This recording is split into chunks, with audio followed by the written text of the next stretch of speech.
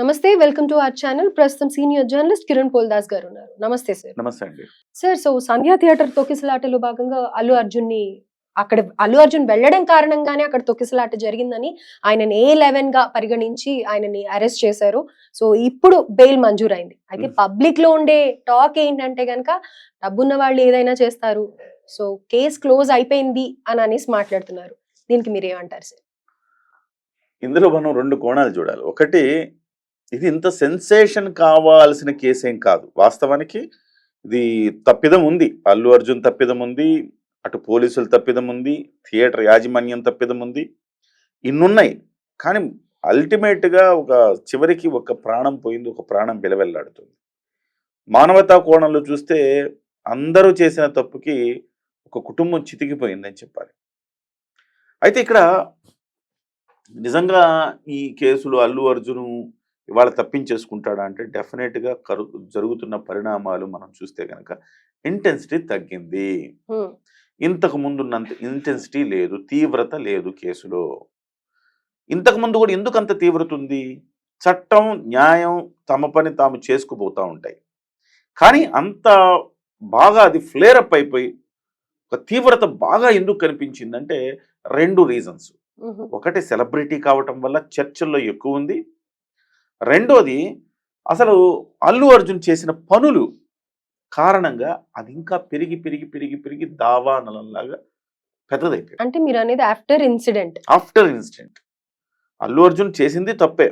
ఇక్కడ అల్లు అర్జున్ ఒక్కడిని కూడా బాధ్యుడిని చేయడానికి లేదు. థియేటర్ యాజమాన్యం బాధ్యత వహించాలి, పోలీసులు కూడా బాధ్యత వహించాలి. ఇక్కడ ఏమైపోయిందంటే పోలీసులదే తప్పని అల్లు అర్జున్దే తప్పని పోలీసులు, ఇట్లా రాజ్యం వర్సెస్ అల్లు అర్జున్ అయిపోయింది. దానికి తోడు ఆయన చేసిన అనేకమైన తప్పిదాల కారణంగా, మానవత్వం లేకుండా ఆయన ప్రవర్తించిన కారణంగా ఇది మరింత జనాల్లో ఫ్లేరప్ అయ్యి ఎక్కువగా చర్చకు వచ్చింది. మామూలు ఇలాంటివి జరుగుతూ ఉంటాయి, తొక్కిసలాట్లో చనిపోవడం అనేది జరుగుతుంటుంది. ఉత్తరాదిన ఒక స్వామీజీ ఆయన ఇట్లా అనుమతి లేకుండా ఇట్లా ఒక సత్సంగ్ నిర్వహించడం వల్ల కొన్ని పదుల సంఖ్యలో ప్రాణాలు పోయినాయి. దాదాపు నాకు తెలిసి 100 మంది వరకు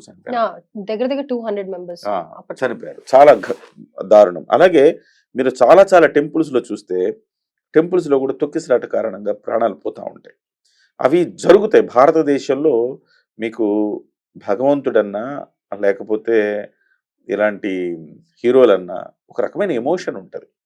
ఆ ఎమోషన్ తోటి ఎక్కువ మంది ఒకే సందర్భంలో వెళ్ళటం జరుగుతూ ఉంటుంది. దాన్ని మనం ఎవరం కంట్రోల్ చేయలేము. ముందు జాగ్రత్త చర్యలు తీసుకోవాలి. ఆ జాగ్రత్తల చర్యలు తీసుకొని ప్రతి సందర్భంలో ఇలా జరుగుతూ ఉంటాయి. గతంలో కూడా మనం చూసాము, పుష్కరాల సందర్భంగా ఆంధ్రప్రదేశ్లో కూడా చనిపోయారు. అంటే నేను చెప్పొచ్చేది ఏంటంటే ఈ పొరపాట్లు జరిగినాయి. దానికి తోడు అగ్నికి ఆజ్యం పోసినట్టు అల్లు అర్జున్ నడవడిక, అల్లు అర్జున్ యొక్క యాటిట్యూడ్ దీనంతటికి రీజన్ అయింది. ఇంత పెద్ద ఇష్యూగా మనకు కనపడడానికి కారణమైంది. అండ్ ఇందులో ఇండస్ట్రీ అందరు వెళ్ళి పరామర్శించారు. ఇండస్ట్రీ అంతా ఇలా పరామర్శించడం అనేది గొప్ప కార్యం చేసినట్టు, లేకపోతే గొప్ప డ్యామేజ్ జరిగినట్టు ఆయన వెళ్ళి పరామర్శించడం, ఇవన్నీ కూడా అగ్ని కాజ్యం పోసినట్టుగా చాలా పెద్దమైపోయింది. చివరికి రేవంత్ రెడ్డి గారు జోక్యం చేసుకోవాల్సి రావడం, ఇండస్ట్రీ అంతా వెళ్ళి ఆయనకి మోకరెళ్ళడం, ఇవన్నీ కేవలం అల్లు అర్జున్ యాటిట్యూడ్ వల్ల, అనాలోచిత చర్య వల్ల, మానవత్వంతో వ్యవహరించకపోవటం వల్ల, ఈ మూడు కారణాలు ఇంత పెద్ద ఇష్యూ అయిందని మనం చెప్పచ్చు. First thing. అయితే తర్వాత ఏం జరుగుతుంది అంటే ఇదే జరుగుతుంది. డబ్బులు ఉన్నా లేకపోయినా, డబ్బులు లేకపోతే రిమాండ్కి వెళ్తారు, కొన్నాళ్ళు రిమాండ్కి వెళ్తారు, జైలు జీవితం కొన్నాళ్ళు అనుభవించాల్సి వస్తుంది. బయటకు వచ్చిన తర్వాత మళ్ళీ బెయిల్ వస్తుంది కొన్నాళ్ళ తర్వాత. అది చివరికి ఎవరికి ఇప్పుడు ఇవాళ మనం చర్చిస్తున్నాం కాబట్టి ఇది చర్చ జనాలు తెలుస్తూ ఉంది. ఇంకొక 6 నెలలు అయిన తర్వాత ఈ అంశం ఎట్టుపోద్దు, చర్చకు కూడా జనాలకు కూడా అంత ఆసక్తి ఉండదు. సో అటువంటప్పుడు చిన్నగా ఏమైపోద్ది అంటే అది వీక్ అయిపోద్ది. కేసు వీక్ అయి రాజీ అయిపోయింది కదా, వీక్ అయి చివరికి అల్లు అర్జున్ 1 fine day విముక్తుడైతాడు దీని నుంచి. కానీ ఆ విముక్తత పొందే వరకు అల్లు అర్జున్కి ఒక చికాకైతే ఉంటుందిగా. ఇవాళ 2 నెలలు కోర్టు బెయిల్లో ఏం చెప్పింది? షరతులతో కూడిన బెయిలు, 50,000 పూచీకత్తు మీద 2 సంతకాలు చేసి బాండ్ పేపర్లు సమర్పించాలి, ఆయన సాక్షులను ప్రభావితం చేయకుండా ఉండాలి, అలాంటి వ్యాఖ్యలు బయట కూడా చేయకూడదు ఆయన. కేవలం సాక్షులు ప్రభావితం అంటే వాళ్ళతో మాట్లాడడం కాదు. బయట కూడా ఆ కేసు గురించి మాట్లాడకూడదు. ఓకే. అలా మాట్లాడకుండా ఉన్నట్టయితే బెయిల్ ఉంటుంది, లేకపోతే రద్దు చేస్తారు. ఇప్పుడు మొన్న మధ్యంతర బెయిల్ వచ్చింది, ఇప్పుడు పూర్తి స్థాయి బెయిల్ వచ్చింది.